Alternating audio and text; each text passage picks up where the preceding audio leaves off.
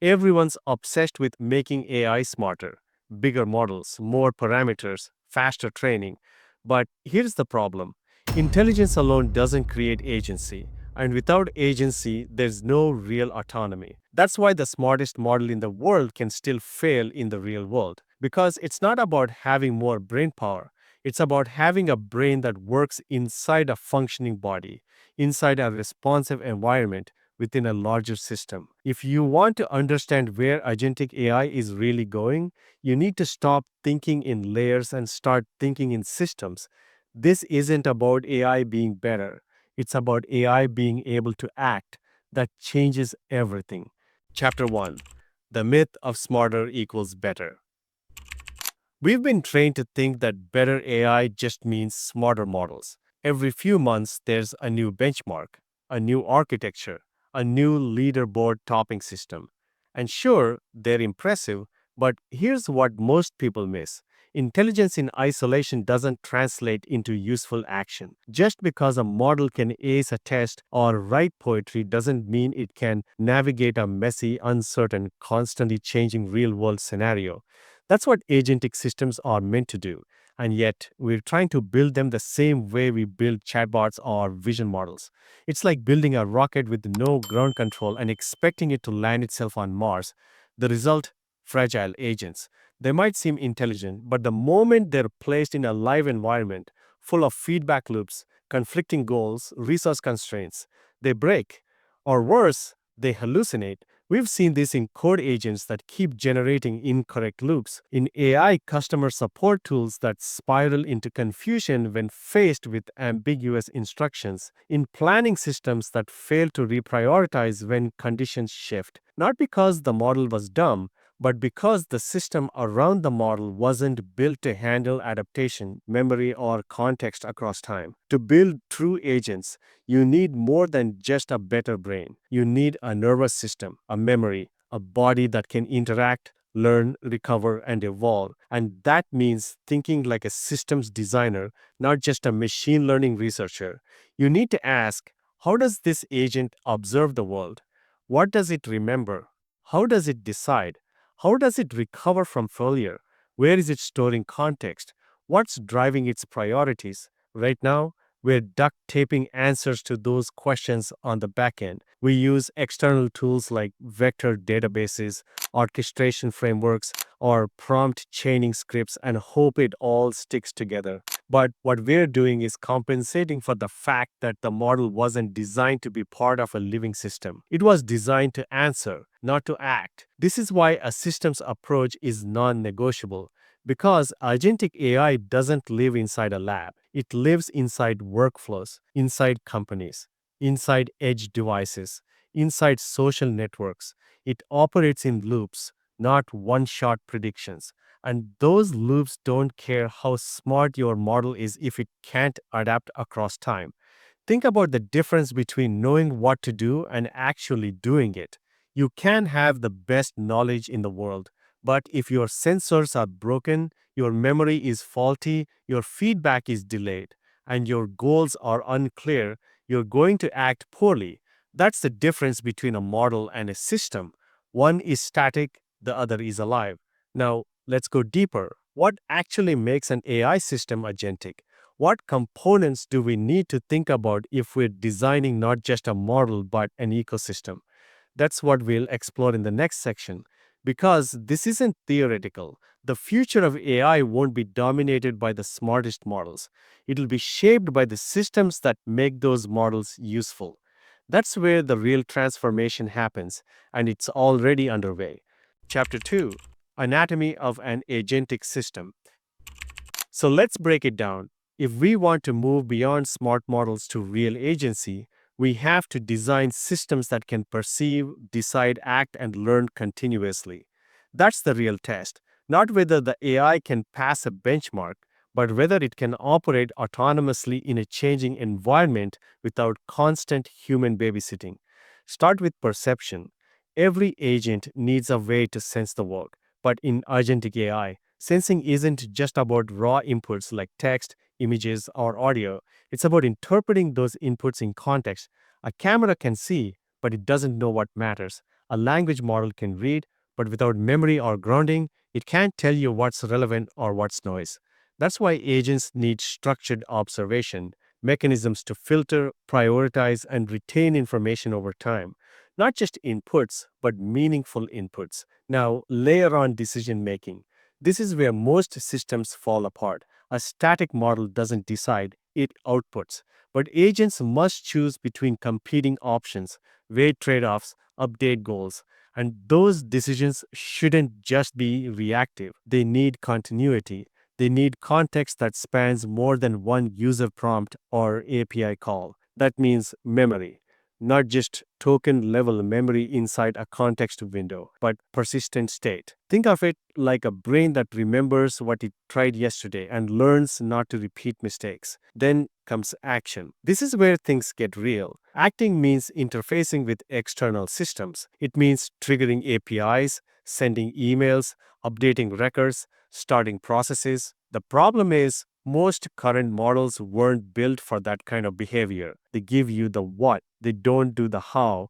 So, what we're seeing is a new class of agents being designed with tool use as a core capability. Planning and tool selection are becoming built in, not as an afterthought, but as the central skill. And this is where agentic AI starts looking less like software and more like robotics, just without the metal limbs. But none of that works if the agent can't reflect. And that's where learning comes in. Learning in agentic AI doesn't just mean retraining a model, it means adjusting behavior based on outcomes. It means self monitoring, detecting failures, and trying new strategies. Sometimes that means calling a different function. Sometimes it means asking for clarification. Sometimes it means pausing to gather more data. These are not things static models do well, but agents have to, because the environment will not stay still. Put all that together, and you start to see why a systems approach is essential.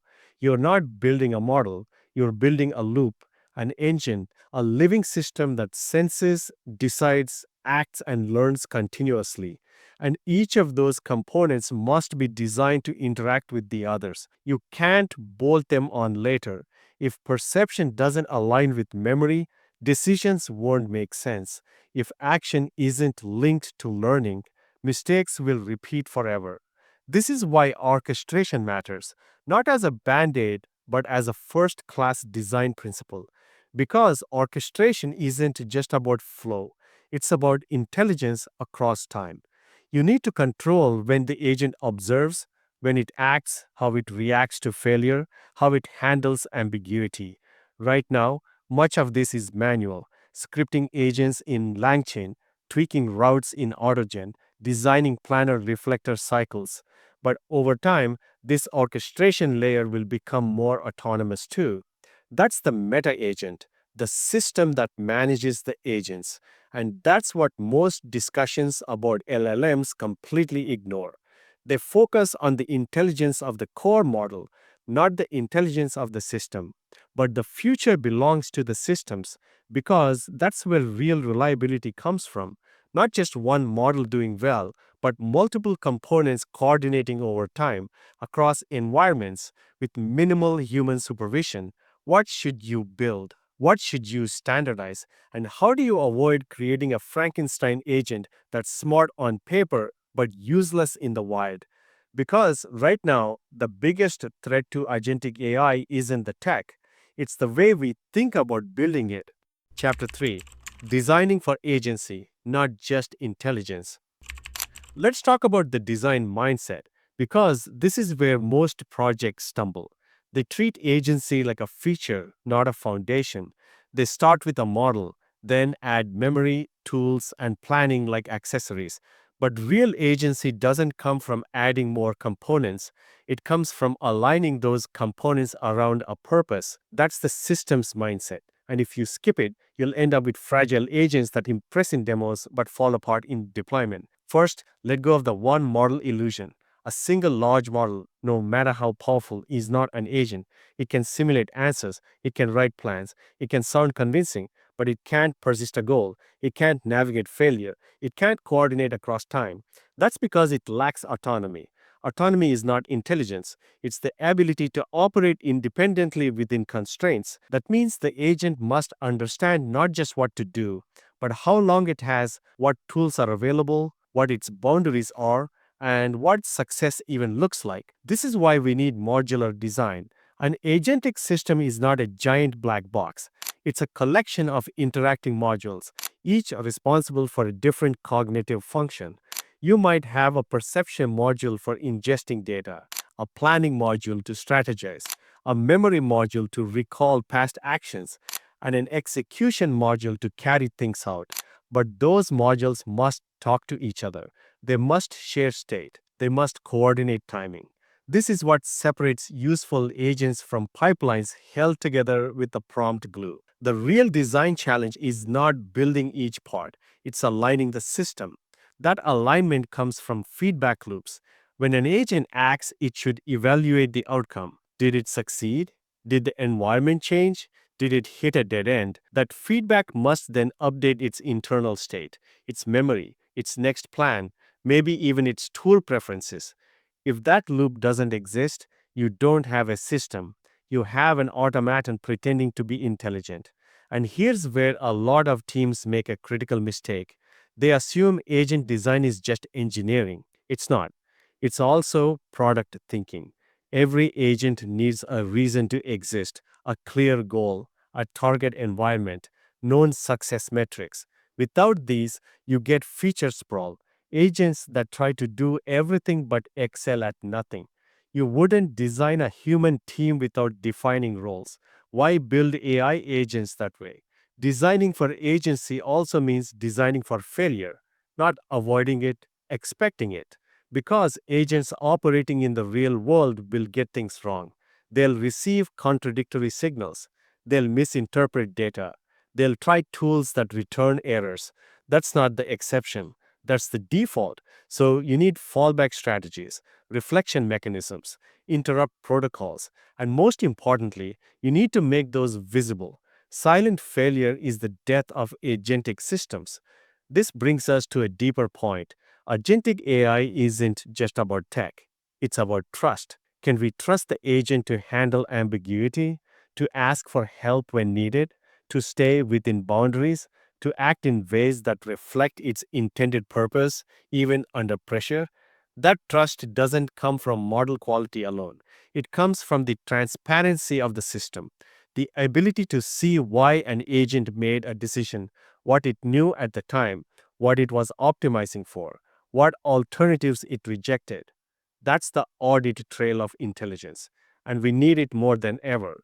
In the end, the shift to agentic AI is not just a technical transition, it's a mental one. We're moving from building models to building ecosystems, from accuracy to adaptability, from single outputs to ongoing loops.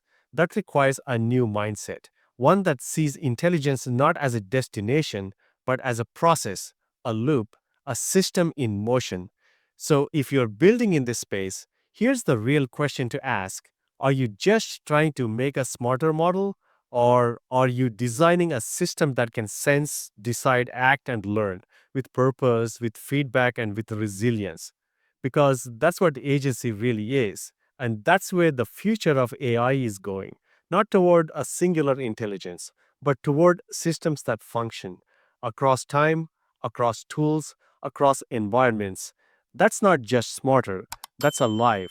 Thanks for watching. Check out the references in the description to explore further.